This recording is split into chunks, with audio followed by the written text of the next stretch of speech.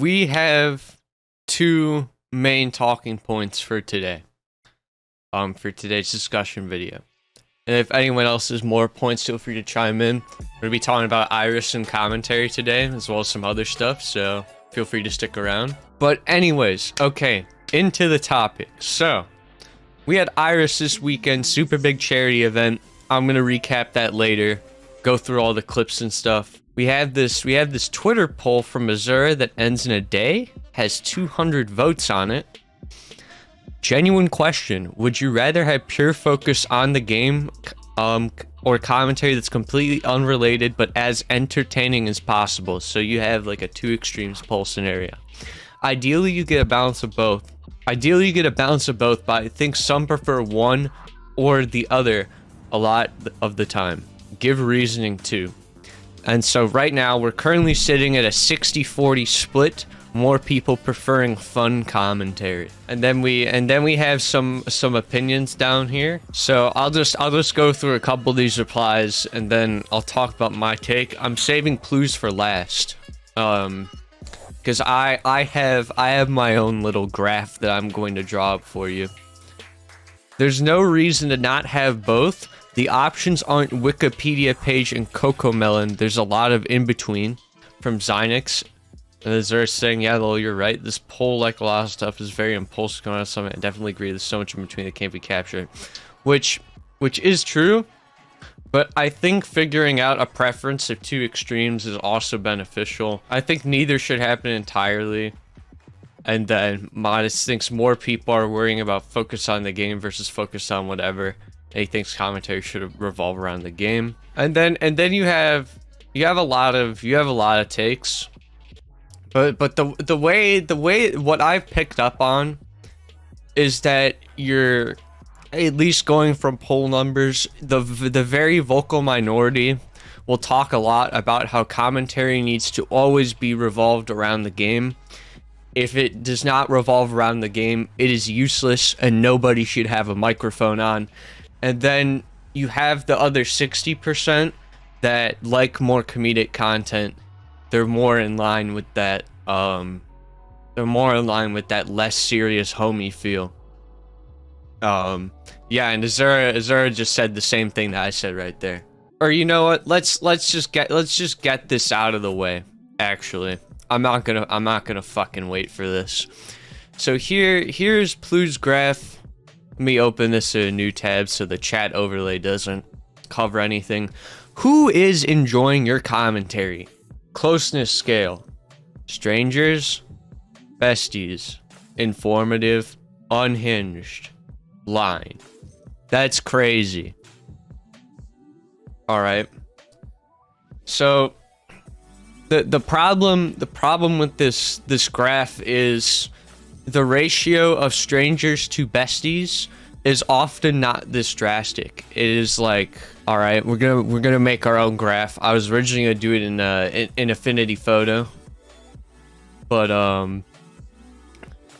here let's do a little bit of so on the left side, I'm gonna move this here so you can see more of it. It's gonna I'm going to put enjoyment on this side.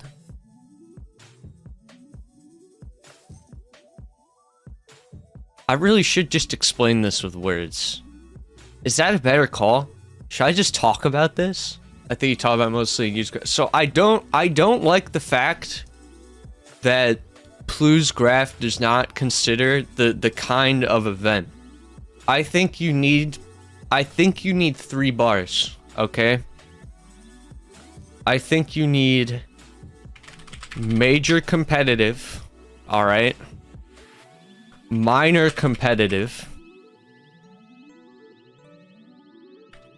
and content.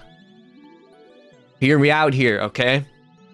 So, major competitive, minor competitive, and content, okay? Or I guess actually I'm going to frame this bar here different. So, you have 3 categories. You have a content event. This involves charity, fight nights, stuff of that regard, okay? You have minor competitive. Think of TAWS, Stratosphere, etc. Alright. Major competitive, Tetrio Cup, Square one, Tetris journey. There you go. And then here we have a seriousness required for enjoyment relative to the audience. Long point, but here we go. All right, if you're running a major, you need to be very serious. You need to incorporate a lot of fun facts and player history in your commentary. You need to generally be informative. Minor competitive, you will end up focusing on the game quite a bit, but often minor competitive events do not target a largely outward audience. You can get away with a lot here. Content? It's gonna fucking depend, okay? Content depends on what your content event is. And this is bringing me to the relation of Iris's commentary, okay? A content event can target multiple different audiences. It can target one single audience. Its scope can be entirely related around the game. It can be vaguely related to the game. And I think this is something that people have forgone. We are thinking too much about competitive, but at its core, most of our charity events, I think, are centered around the content, the skits, the talent, etc. And this is just my opinion. I think most people are actually going to disagree with me. I think I have a minority opinion, okay? So, we have this graph right here. It seems pretty obvious if you think about it. If you're running a major, you want to be really serious. If you're running a minor, you don't want to be really serious. Or it's not that you don't want to be really serious. It's just that you can get away with not being serious if that's what you want to do. If that's what you want your event to be. And Bad Goblin, we're about to get to that. We are right there. We are right there to talking about what you just typed. We are right fucking there. All right. Let's just look at Iris here. I'm gonna pull up the donation page. All right. The fact of the matter is, Iris just was the fucking best charity event we've had since RVV2.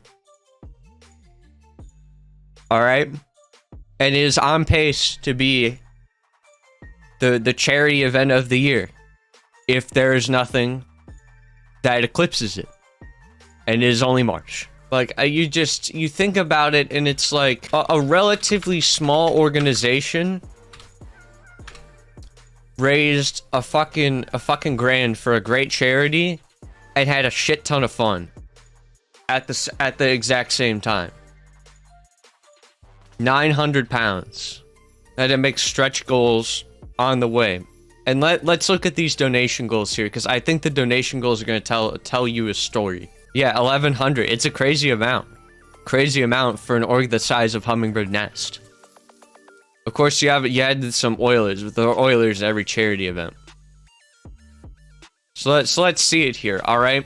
When I think of the scope of Iris, I think of the kinds of incentives. Cheaper make commentators say something redeem. Content. Tetris supporter raffle. Tetris supporter raffle. VTuber commentary.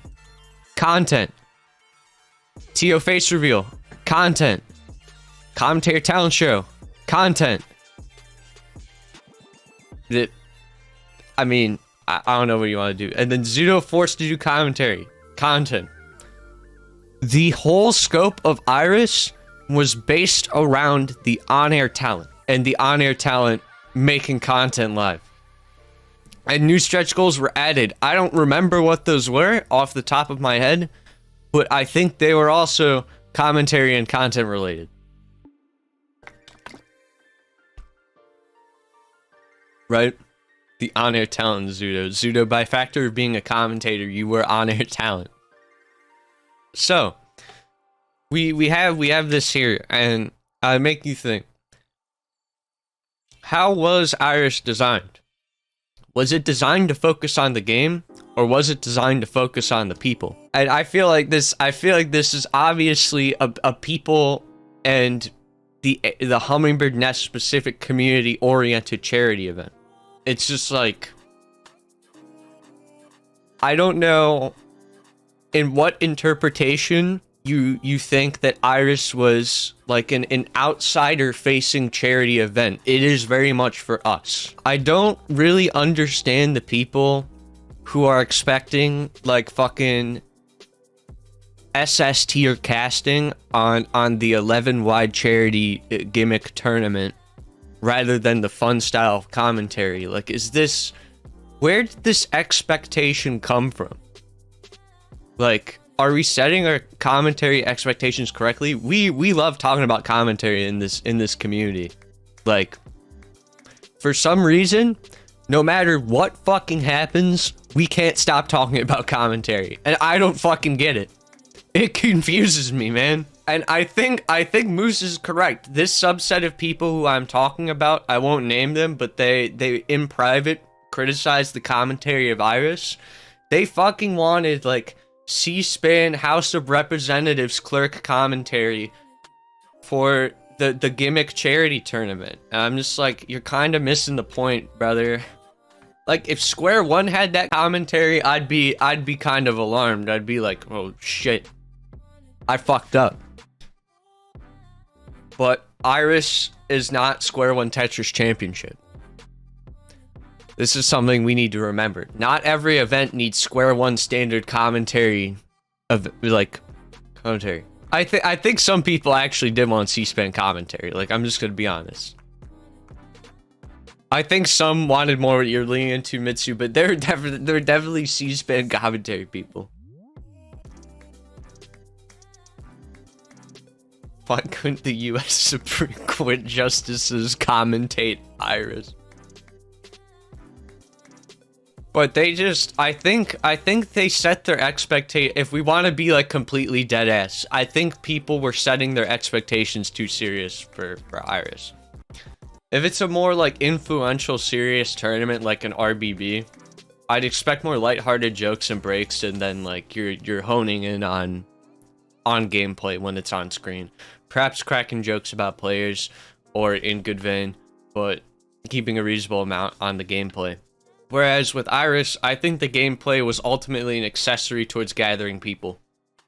And it was not the main focus. I will never watch a tournament again unless Snoop Dogg is commentating. I think for Prism, we're going to be more gameplay focused, which makes sense because I'm not sure if that's charity attached, but it is definitely like, I think Prism always like hit me as a more gameplay influenced major scale. Tetra Olympic, that's what I thought. It's like a more serious event.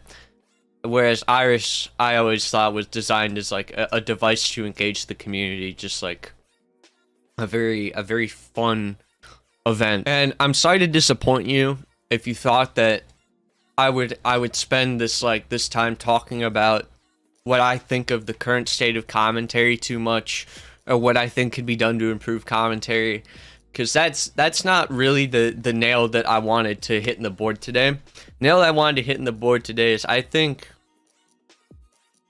when criticizing the talent picks or the commentary type that's portrayed on the event, I think we need to think more out of our utmost personal favorite type of Tetris commentary, and we need to think more about what the tournament or event is actually about, because I think some people are a bit short-sighted in that regard, and they'll get to talking about it, and then it's just it gets really weird. It's just like I think in certain instances we are not spending our energy giving good criticism. Like, is there good constructive criticism you can give to Iris based on production or whatever? Sure. Definitely. I didn't see the entire event, but, for example, like, one thing, like, I just noticed, like, minor things about overlays that can be changed, but that's just me. That's just inner designer in me. It does not impact my overall viewing experience of the event, but it will overall make a more polished like product later. It'll make an even better version, right? there are times where a lot of criticism in the community is like old men yelling at kids who like walk on their lawn for 7 seconds. It's just not worth it. You can have a feeling about it, but it's like there's definitely a border between are you shit talking the theme of the event, not being focused on the game, or do you actually think there are commentary problems? And commentary is always going to be like this weird subjective little thing that we're going to continue talking about. We're not gonna talk about commentary less. I guarantee you, it will probably be even more discussion as time goes on, and people will talk about commentary, and they'll have all these different things to say about commentary. But I like the point that Moose brings up often in these commentary discussions. It's something that I forget about until later. But every organization is different. Every organization is not Team TSD. And in his words, each org has their own branding and focus. You can't expect commentary to be the same among all events. I do think staying focused is important, but how fun or serious the commentary should be is up to the org owners. I just want to know what brought this on. So people had like various different opinions about Iris commentary. It wasn't public roaring, it was private roaring that I caught wind of. And I thought it was harsh enough to where I felt like talking about this, and other people were talking about this. It sparked another commentary discussion in the TO server and on Twitter. But I just felt like this is something that needed to be brought up.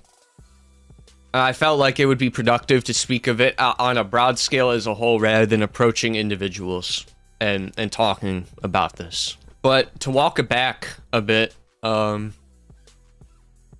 I got out most of what I wanted to about like this commentary topic. As for commentary as a whole, it's the same stuff as I mentioned in the first ever discussion video, or the second ever Tetris related. The first one in this like ring of this new series I'm doing, where it's gonna be like each org is going to have their own casters that they like casting. The event scale is going to determine how serious it is, and we're still babies. All right, we're still a baby scene. We're a baby scene, and like a lot of commentators we cast now have been in for like less than a year, and they're already doing pretty good for a for lower level of experience. Naturally charismatic individuals that are gaining polish. So that about wraps up my commentary point for this part of the discussion video.